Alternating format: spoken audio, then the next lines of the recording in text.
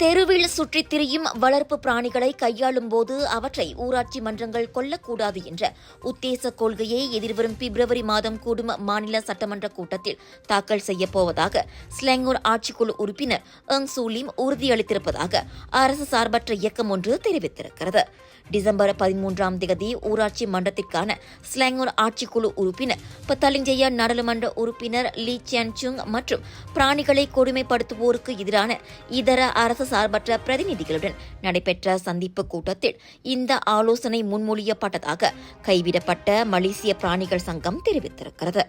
தெருவில் சுற்றித் திரியும் வளர்ப்பு பிராணிகளை கொல்வதை தடை விதிக்கும் கொள்கை குறித்து சமூக இயக்கங்களின் உறுப்பினர்கள் அந்த கூட்டத்தில் விளக்கம் அளித்தனர்.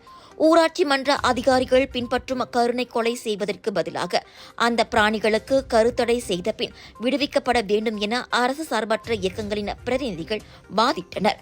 அனைத்து ஊராட்சி மன்றங்களிலும் பிராணிகளை தத்தெடுப்பது மற்றும் அவற்றுக்கான கருத்தடை தடுப்பூசியின் மூலம் தெருவில் சுற்றித் திரியும் வளர்ப்பு பிராணிகளின் பிரச்சினைக்கு தீர்வு காண முடியும் என அவர்கள் வலியுறுத்தினர்.